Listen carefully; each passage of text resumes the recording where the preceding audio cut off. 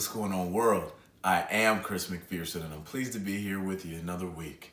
You could have been anywhere in the world, and you decided to tune in again, and I'm sincerely appreciative of that, and I simply say thank you. For a moment, I want to borrow your attention. I promise I'll give it back to you in a better condition than we left it, as we talk about the concept of building your hustle. You know, building your hustle is something that I simply realized I had to do more of in order to get more out of what I wanted in life. I have a group of advisors, mentors, friends, people who keep me accountable to the things that we want to achieve in life and the things that we are working for. And in the same way they hold me up, I hold them up. Well, we began to talk about our business pursuits and aspirations in life, whether they happen to be personal, relationship worthy, or whatever it is, learning a new language, learning to sew, whatever you want to do, and how we could simply get more out of our processes to be able to produce more. And what we settled on was that we just had to do more in other arenas to produce more. Well, out of that, I got the concept of, man, you got to build your hustle. So think of it in the analogy of a person who says they want to get in shape and they simply want to bulk up. They want to build their muscle. Well, if that's what they're looking to do, they're simply going to go to the gym. They're going to start doing variations of exercises. They're going to lift weights in an effort to do this. Well, it's interesting in the model of lifting weights because you can absolutely build your muscle and you're getting in better shape. But at a certain point, if you're doing the exact same exercises, you won't see the same level of gains that you saw initially out of those. Why? Because the body is in better physical condition. And those muscles that you're working now are used to the process of being worked in that way. So they are not producing at a higher level than when you began. So in order to get more out of what you're lifting, more out of your workout routine, you must put in different movements. You may have to lift different weights. You may have to lift the same weights, but in a different way in order to get more results out of building your muscle. Well, this, my friends, works in the same way, whether it's in a business or a relationship or any aspect of what we want to do. We must look at the things that we are doing and constantly work to add variables that are going to help them get better. Because if we continue to do the same thing over and over again, it can only yield us the same result. And that same result may have served us a year ago. It may have served us 2 or 3 years ago. But as the world changes, it can no longer serve us the way that it has. And if we're focused on a growth mindset and we know that we want to work to get better, we're going to have to put different processes in place to be able to do that. So building your hustle is a great way that we can achieve this. And this is one thing I'm personally working on as I work to get the best out of my existence in this world. So what really is building your hustle? Consider anybody that you see that you consider a success. And it doesn't matter who they are. It doesn't matter what avenue of whatever they do. I promise you where they are now is not where they began. And if it's a person that you know intimately or one that you can look in their track record, you can see that where they started in that process and the tools, the resources, the product or service that they had, whatever they were selling, the vehicle they were using, all of those things had to change over time as they grew and evolved. If you know the life cycle of a product in business, it simply says there's an introduction, there's growth, there's maturity and decline. Well, all of us have that in anything that we want to do. You've got your introduction and everything is great. You're starting, you got your wheels spinning, you're hitting the ground running, and there's nothing but upside from what you're doing, and it's being well received. Now you have your growth phase. In the growth phase, you are sloping upwards. You're putting in hours, you're dedicated to it, and you're figuring out ways to get things done. After growth, you get to maturity. And at maturity, you've ridden the wave. You figured out your angle. You're the master of what you want to do.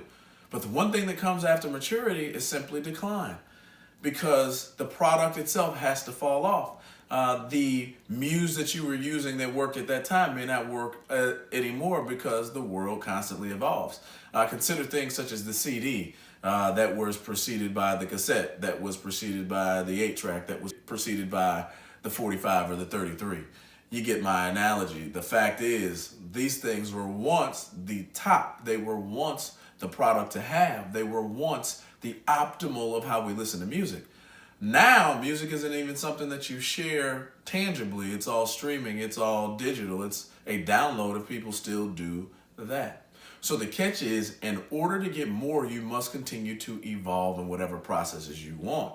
And the way to do that is simply by building your hustle. You know, hustle is a great thing. I don't know successful people who don't hustle, because once you identify an individual, if you can go down their rabbit hole and find out how they got there, you'll see them. They've changed the careers, they've changed products, they've changed services. People in Hollywood change their name. It's the first thing you have to do. Why? Because you have to be adaptable. You've got to be variable. You have got to hustle. You see, if you only got one trick, that trick is as good until everybody's seen it, and then you're obsolete. You've constantly got to evolve, learn how to be ambidextrous. If you write right-handed, you got to learn how to do something with your left, because if you don't, you're doing a disservice to yourself. And this isn't a message to anybody but me, but this is a message that everybody should be able to relate to if you are truly working to do something different. You see, when you paint with a broad brush, you cover more surface area in the picture that you're creating.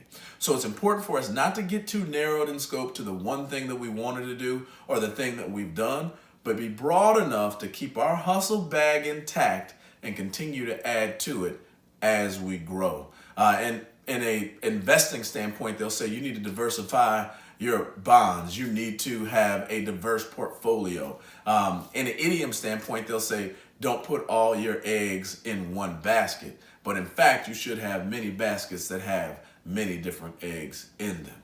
So my message today, friends, is real direct. Hey, in order to get more out of whatever you're doing, sometimes working harder is the way. But another way with your hard work is to outwork through your hustle. You got to figure out more ways to get more of what you want, and there's many of them. You know, a lot of us can be confined to the thought of a 9-to-5 in a single occupation, and that's a good model to have. But imagine this: that company that you're with no longer needs you, or that job that you love somehow now is obsolete.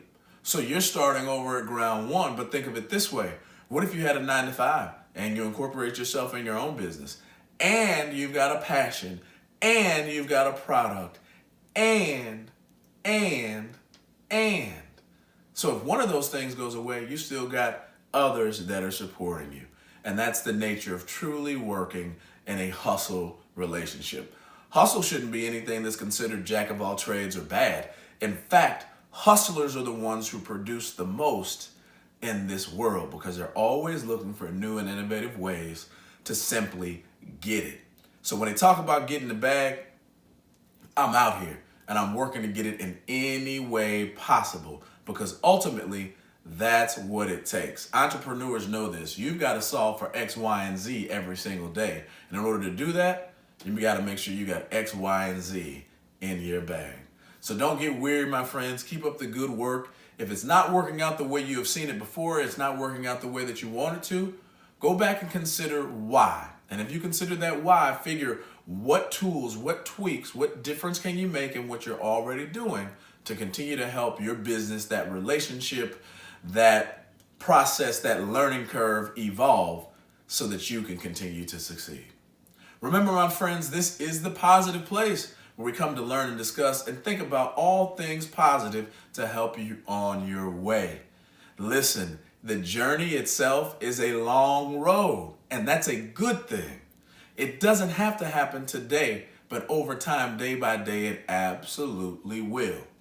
If you were working to get in shape, you would get in the gym, you would put in the time, you would put in the effort, and you would work those muscle groups to see them improve. But even in the gym, if you do the same routine, you could only get the same result. So hey, if you buy into the analogy of working to build your muscle, hey, my friends, keep an open mind and think of ways that you can produce more with what you have by building on your hustle.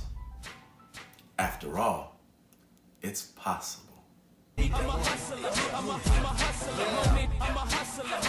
hustler.